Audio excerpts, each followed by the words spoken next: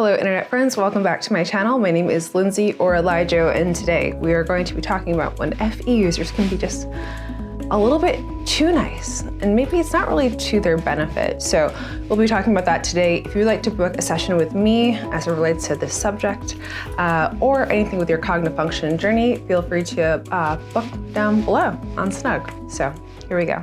There's someone who I work with who I have pretty much pegged as an ESFJ. It's a gentleman in his mid-50s and just super nice, just like really nice human.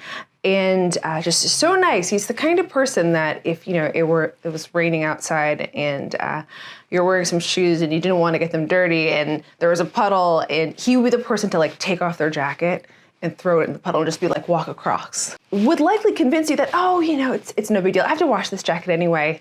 So it's I don't care about it getting all muddy down there. And they'll almost say it's so good, it's almost convincing. But really in reality, that they're taking that muddy jacket and they're putting it in a garbage bag and they're taking it back to their house and throwing it in their laundry, probably doing a solo load because it's gonna be muddy and disgusting, right? And so really not the most convenient thing for them personally. And what makes me actually kind of sad is that, when I see his desk, he has all these positive affirmations around it, right? Things like other people's failure to plan is not my emergency. And while there's so much good intention, right, for the self with, holding to these boundaries and holding to these affirmations, you see them all get thrown out the window if some tribe member shows the least bit of unhappiness.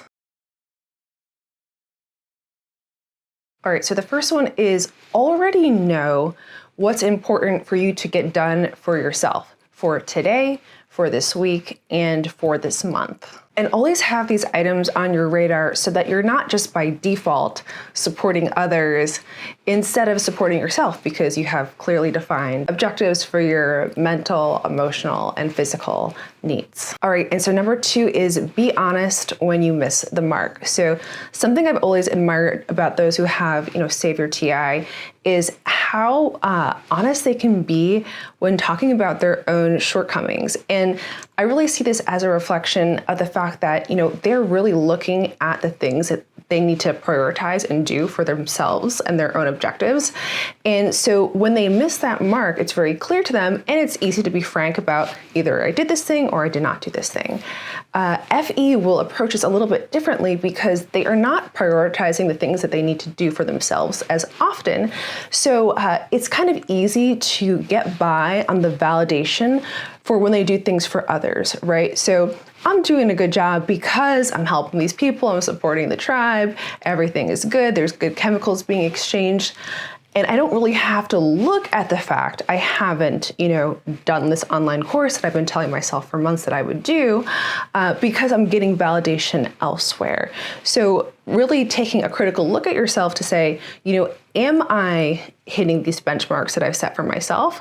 If I'm not, okay, it's fine to be honest with that. And if you are, take a page from the TI book and tell everyone how well you're doing. All right, and last, number 3 is let guilt be a red flag to you. There is no need to feel guilty about doing something for yourself that is important that you need to do. Despite the things that are going on in the world, you attending to your needs and the important things in your life will help you build more sustainable relationships with others long term. So when you pick up on that feeling of guilt, like, oh, I don't feel like, I'm allowed to go work on this project because the other people out there, they need me for some reason, just mark that as a flag and start paying attention to those things and say, wait, is this really true? Am I having to give myself permission to do this, or I'm not giving myself permission to do this because I haven't done this other thing yet for others? So pick up on those red flags so that you are able to act on behalf of your TI more often.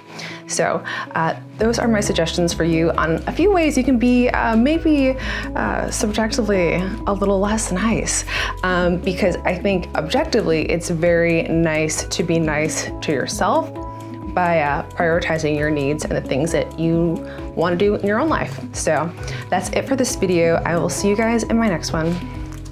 So long, internet friends.